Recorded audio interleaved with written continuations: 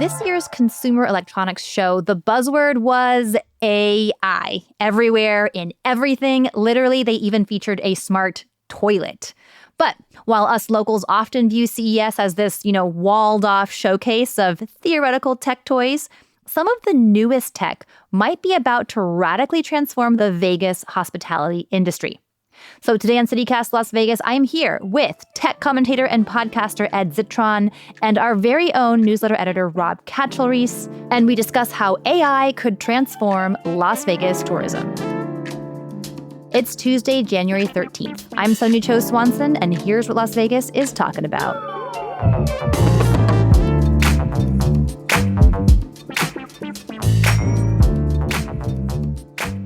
Alrighty. Ed, Rob, hello. Have you survived CES?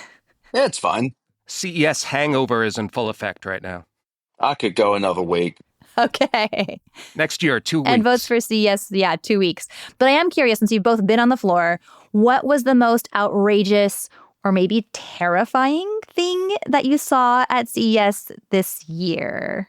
The fact that 60 to 90% of CES is fraud this year. Oh, coming in hot. Allegedly? So much of this show is LLM wrappers. It's literally just people trying to pretend that attaching to the API of GPT, so OpenAI's models, and then pretending it's another product is some sort of unique thing.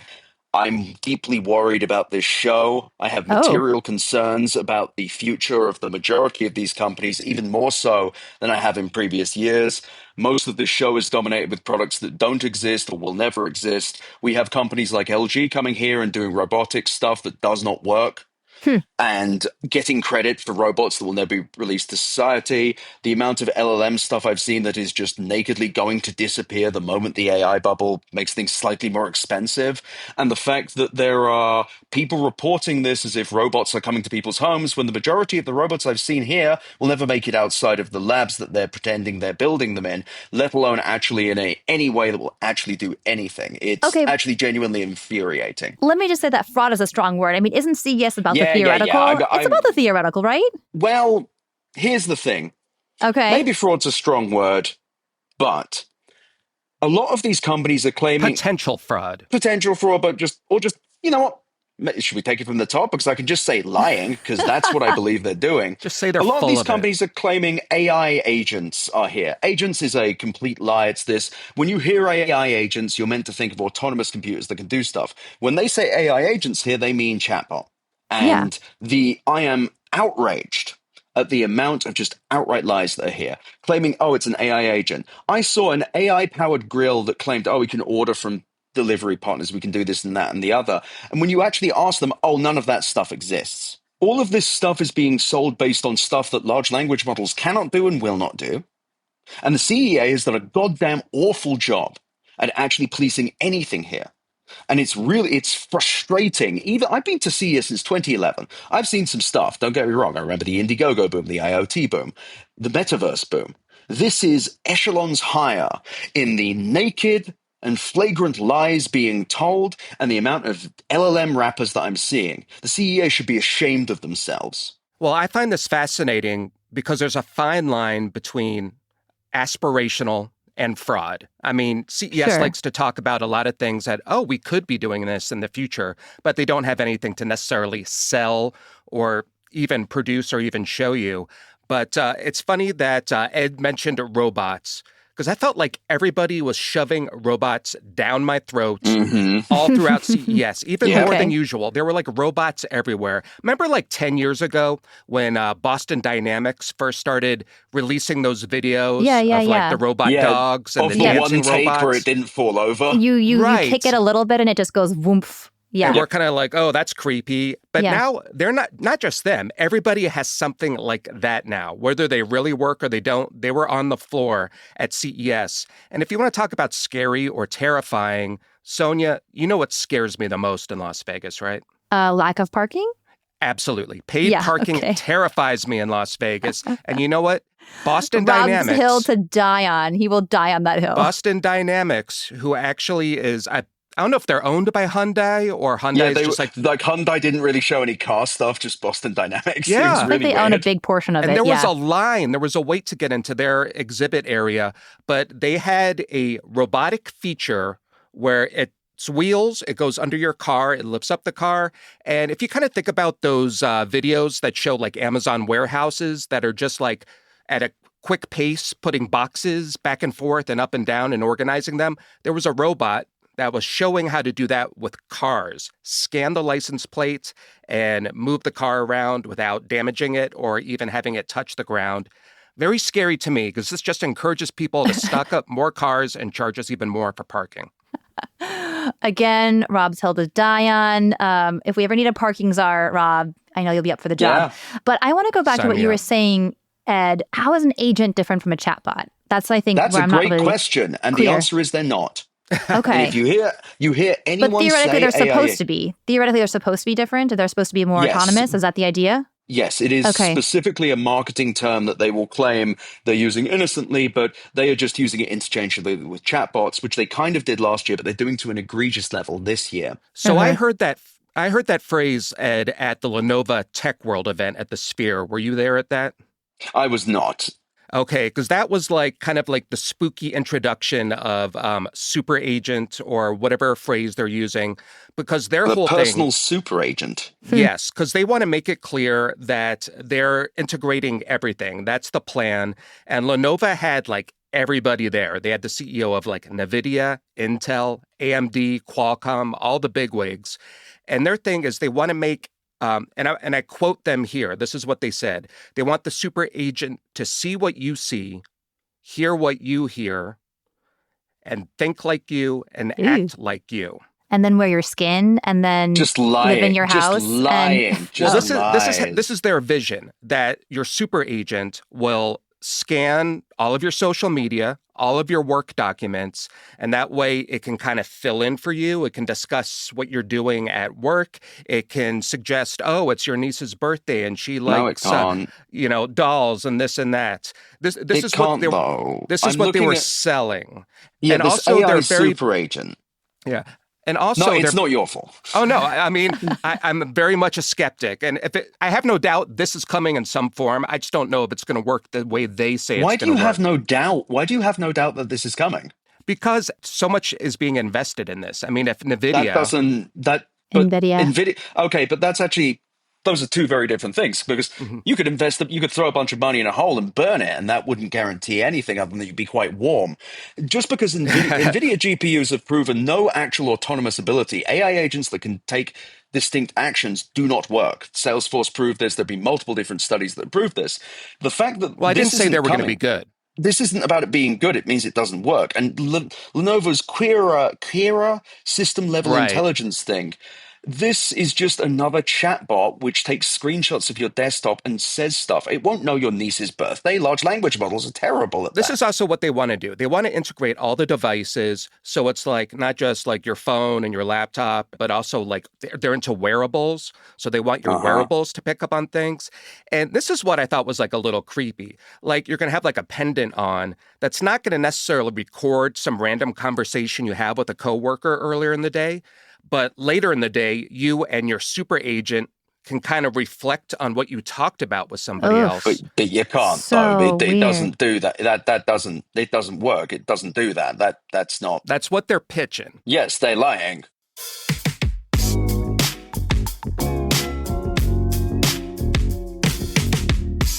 I know you want to be a part of the glow that makes Las Vegas shine. You can do that by becoming a member of the Neon Museum. Members enjoy free admission, exclusive events, and early access to special programs, all while helping preserve the city's iconic neon signs and stories. This spring, members can be among the first to celebrate the unveiling of the beloved Siegfried and Roy statue, which once graced Las Vegas Boulevard. It's coming to the Neon Museum in April, so watch for details as they're announced. And if you sign up for a dual-level membership or above, it also includes North American Reciprocal Museum Association benefits. And that gives you free or reduced access to more than 1,500 museums, historic houses, aquariums, and attractions across North America. one membership, over 1,500 museums. Join today at neonmuseum.org and get ready for an unforgettable year. I want to dig into Ed's skepticism here a little bit. You're saying that they're lying. It's not skepticism. This is literally impossible. Tell us more about that. Explain what they're saying they can do and where they're falling short. So a large language model effectively works by predicting what you were expecting. The next word in the sentence. The next token, which is, nevertheless, yes. So I'm just truncating this a little bit. So it predicts the next thing.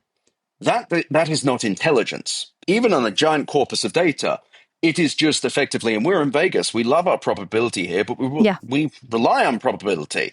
This is not something that works. Distinct actions taken by an LLM is not reliable in any way, shape, or form because probability, it's guessing the next thing. There is no intelligence. No matter how much data you feed these things, they are not going to get smart or conscious or capable of intelligent ideas. So they don't have unique ideas. So you can't be like, go and do this and expect it to do it every time. The whole point of personal computing is direct and accountable and reliable action. This is not what it does. I think what you're saying is that we can give it more chances to be more accurate, but at the end of the day, because it's based on probability, there's always going to be that chance that it's not going to get it right, which is where we see, right? Close. Yeah? Tell me more. When it comes to actions, this isn't a case where like giving it a chance is like it goes, oh, I can't do that. It just won't work. It just won't work again and again and again. Do you think they're investing in vain? Like, is it pie in the sky? Or is there something else here where the more they invest, the more they can raise stock market prices? I think AI psychosis is it is infected public companies. And I think that Lenovo, which is a PC manufacturer, needs to hire more software people so they know what they're talking about. Lenovo had a rollout screen at this CES. That was cool. Their AI stuff is the same pie-in-the-sky nonsense LLM word I won't say on the radio, but they're just looking to boost their stock. This is a cynical land grab which has no benefit to any end customer. So it's the more you talk about it, the more the price goes up. The more the stock goes up, which is disconnected to revenues and such. The emperor's new clothes, I guess, is pretty much an tale. Most of the tech industry is butt naked. Let's talk about localizing this to Las Vegas. Where are you seeing new applications of AI coming to Las Vegas, maybe already or about to? I'm not. Okay. Where is there talk of AI coming to Las Vegas?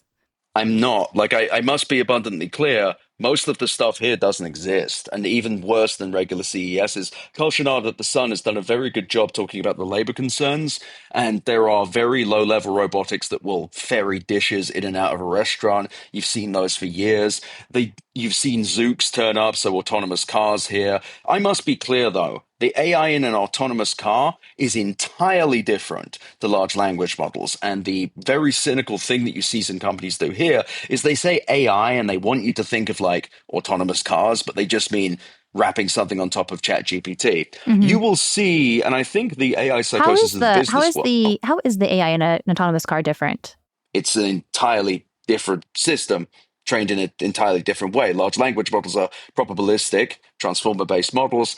This is going to get slightly complex, but the data that comes in from an autonomous car is trained on large data sets, but uses a series of different sensors, LiDAR in some cases. It really depends on the car. But it's just, you couldn't use a large language model to drive a car. It wouldn't even function. Large language models cannot do tasks. They are not built for that. They are very bad at it. In fact, the only reason that coding LLMs have any efficacy is they are generating something. You can't generate an action. And so autonomous cars are the closest you're going to get to something from this show that actually exists in Vegas. I've heard some good things about Zooks. I think Zooks is kind of a cool company. I think autonomous cars are cool. I think there are a great deal of concerns around the environmental impact. I think there's the concerns about how sustainable these companies are as actual companies and indeed the labor effect on Las Vegas's cab ranks. But nevertheless, it's a thing that actually exists that is entirely different to the ChatGPTs and associated tendrils of the large language model era. I want to bring up an example from last year. Actually, I don't know if you heard about this, but the majority of the MGM properties laid off their concierge staff.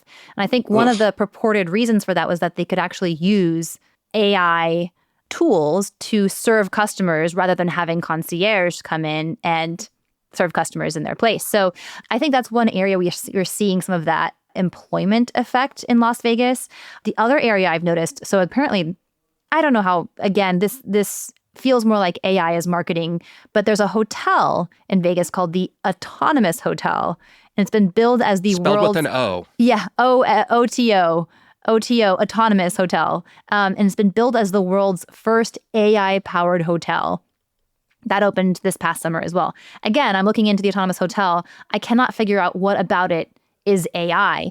Nonetheless, AI is purportedly changing aspects of the Las Vegas tourism industry. And I'm curious if y'all had thoughts on this, if you'd seen this happen, and does it give you pause? You know, it's funny. I actually Googled and looked up the Autonomous Hotel in preparation for this episode. Okay. And the first thing that comes up is a chatbot in the corner. And I said, "What are your AI features?" And then it just was like, "Oh, do you want a tour?" It had nothing to tell me. I'm like, "Okay, how are you different from other hotels?" It had very little to tell me. I mean, it's a brand new hotel. It has a residential vibe, so they're going to have some of the latest stuff. But, they're doing the app concierge thing, like you brought up, Sonja. And also they have something that they're going to introduce. Not super high tech, but smart lockers, which I think is actually useful. I mean, you have those outside you can drop when you off go your and see luggage. the nights. Yeah, it's not brand new. But you can drop off your luggage, leave, and then come back if your room's not ready. Yeah, it must be clear, That's though. as fancy as it gets. Yeah. And I mean, it's as cynical as the rest of it. The MGM, they probably laid people off, maybe they overhired them, but a concierge being replaced with a large language model with restricted chatbot, it's not a concierge with AI in it. It's just a chatbot. Well, they're really getting replaced by phones because people can just look these questions up on Google. Yeah, and they're getting replaced by the fact that concierges don't really have much autonomy to begin with, and concierges don't have... Vegas used to be the land of comps for gamblers and special service for those who actually stuck around. Not so much anymore. And now it's just, quote Cory Doctorow, the end... Well, you can look up Cory Doctorow's book then if you want to know what Enshittification. We're a podcast. Yeah. Yeah, but he's joining me here at CES, and it's the Enshittification of Vegas, where they attempt to replace the cool thing of Vegas, which is the human beings and the weirdness therein, with a sham of a chatbot, and then pretend that it's artificial intelligence. It's a joke, it's an offense to tourists, and it's an offense to residents.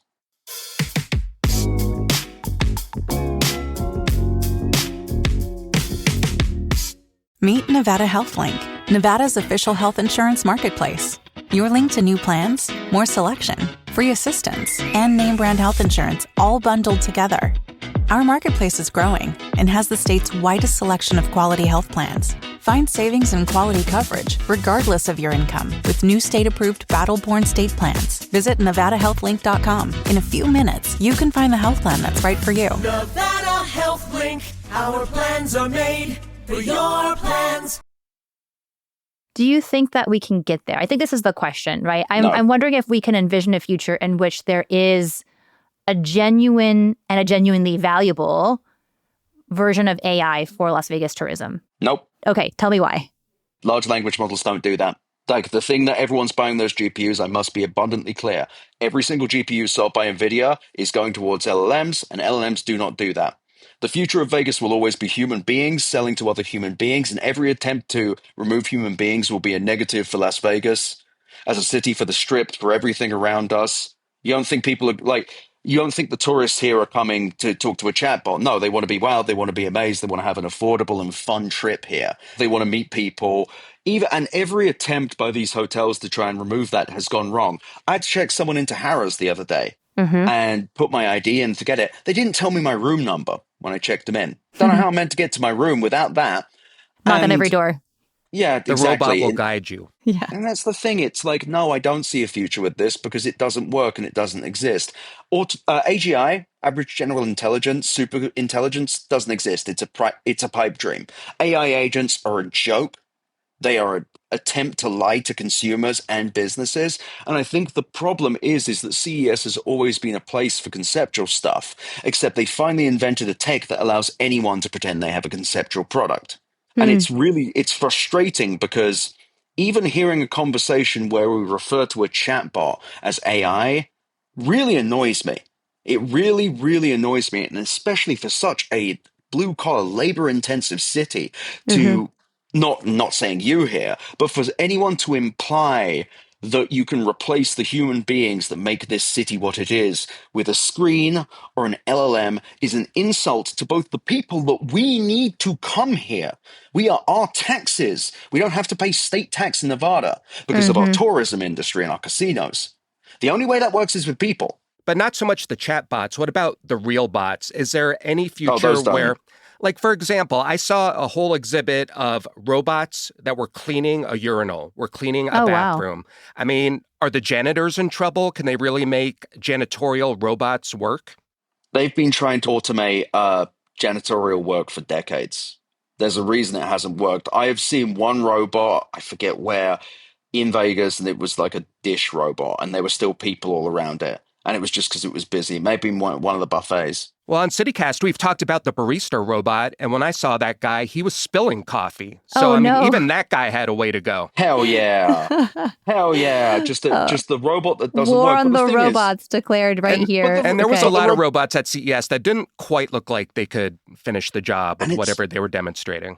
And that's because most robotics are early. I mean, all robotics are effectively early. LG had this Cloyd robot that they claimed, and I'm doing air quotes, could do laundry, by which I mean take several minutes to poorly fold a shirt. It's so strange because even by CES standards, this is just full of flagrant lies and misleading statements. And no, I don't fear robots taking over Las Vegas. I fear that what we're seeing is using AI, which cannot do what these people do, as an excuse to lay people off. I want to push back for just a second because we know that people have developed maybe unhealthy relationships with AI, if not agents, chatbots, but AI tools. That speaks to me to the power that they do have to at least display some sort of like empathy, the ability to have conversations. I mean, people have fallen in love with their AI tools. Does that not speak to the power of these AI tools and what they could do to transform even a simple conversation with a tourist? To explain how large language models work, they predict the next thing that you want them to say. AI psychosis and associated relationships with chatbots are just based on the fact that you're talking to yourself in a mirror.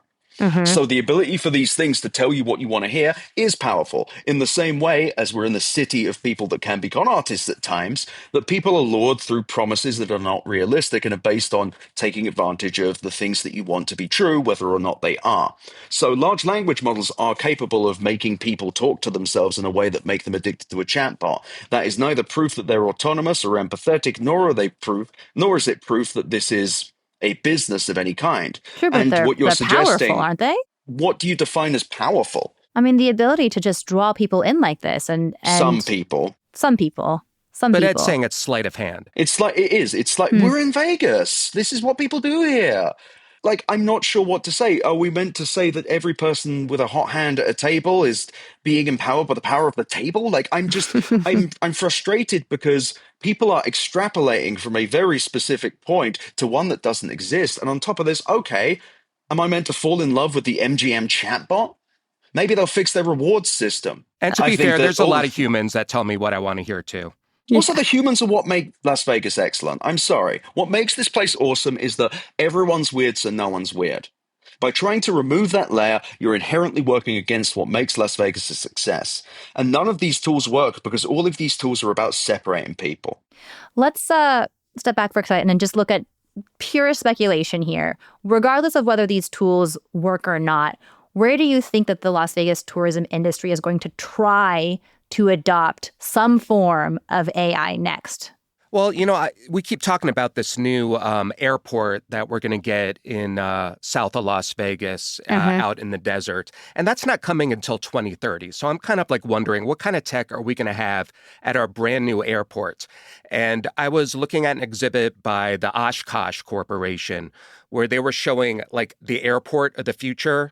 And don't get me wrong, they made it very clear that none of this stuff existed yet. But they were showing this very interesting video of like robots guiding the planes in. You know, the guy who waves the wand and directs the plane? Well, that's going to be a robot in the future, according to them. Bringing the gateway out to meet the plane at its door, that's going to be all automated. And their whole thing was minimizing the turn time. And I was like, turn time? You mean when the plane turns on the runway? They're like the turnaround time. So you can get more flights in, you can schedule more, you can book more, you can bill more people. And if they could make it happen, I wouldn't be surprised if Vegas and its brand new shiny airport a couple decades from now or whenever it shows up, they bill it as the world's first autonomous airport. Oh, my goodness. I think they would love to do that. I'm sorry, mate. I would never fly into that. I would never fly into that airport. And if my grandmother had wheels, she'd be a bicycle. Yeah, if a bunch of stuff that doesn't exist happened. My grandmother roller skated, by the way. Did she? Yeah. Amazing. Yes. Mm-hmm. But nevertheless, it's like, if a bunch of stuff that didn't exist had existed, wouldn't it be weird? I'm just like, it's going to be a regular airport whenever it's built. They're going to do the same thing. We're going to have Clear. We're going to have all this. I don't think that I think the thing that people want to believe is that all of this investment in AI is going to lead somewhere versus the far more likely thing where it leads nowhere and puts us in a financial hole greater than the great financial crisis. I think the other thing to consider, too, is our city is perhaps notorious for investing in the spectacle of well-sold projects and not saying no to being ground zero for experiments. So look at the Raiders. Let us hope that our leadership proceeds with caution. That's all we can say. What about the Sphere? You got to love the Sphere, Ed. That's tech. I love my big unprofitable cinema. I love it. No, I love the Sphere. There we go. There we go. All right. Well, Ed, Rob, thank you so much for this fantastic conversation. Thank you. Let's see what happens at next CES, yeah? That was fun, yeah. Thanks year, so much. Guys. See you then.